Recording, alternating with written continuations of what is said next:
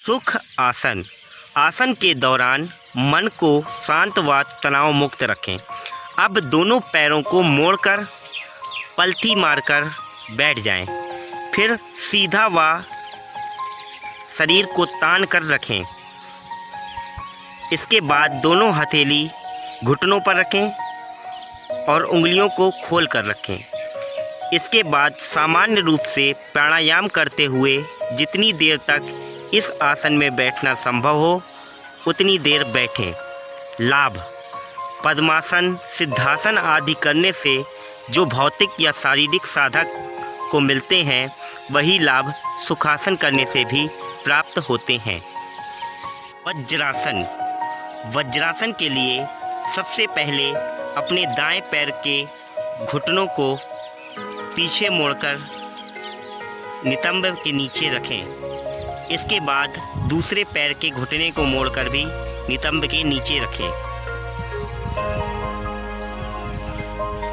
इस में घुटने से पैर की उंगलियों तक के भाग फर्श से बिल्कुल सटा कर रखें।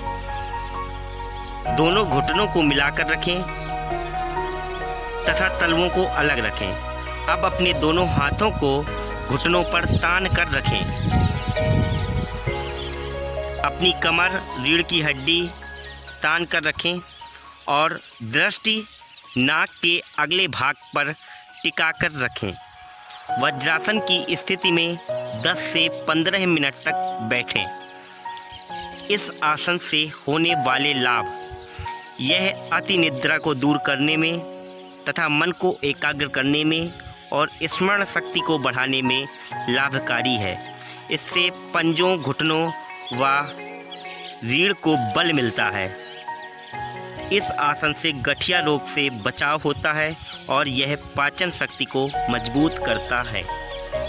आसन। अपने दोनों पैरों को मिलाकर सावधान की स्थिति में खड़े हों।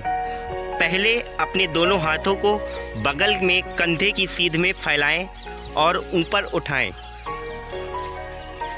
दोनों हाथों को तान कर ऊपर रखें और एड़ियों को उठाकर पंजों के बल खड़े रहें और सांस खींचते हुए पेट में वायु भर लें और धीरे धीरे सांस को बाहर छोड़ें। अब पंजों को बल देते हुए शरीर को ऊपर की ओर खींचें।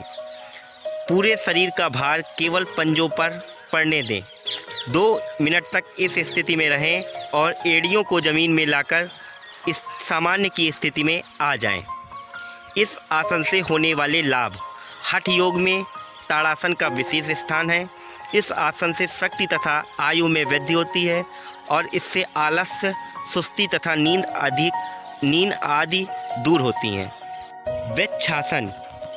इस आसन में दाहिने टांग को घुटने से मोड़ें और दाहिने पैर का तलवा जितना संभव हो उतना ऊंचा करें और बाएं जांघ के अंदर की ओर रखें और बाएं पैर पर संतुलन रखते हुए दोनों भुजाओं को सिर के ऊपर उठाएं और हथेलियों को एक दूसरे से मिलाकर रखें। इस स्थिति में 10 से 15 सेकेंड रहें।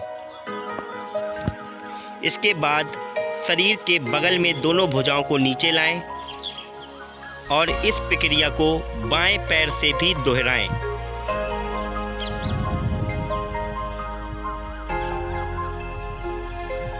इस स्थिति में 10 से 15 सेकेंड रहें और स्थिति सामान्य कर लें।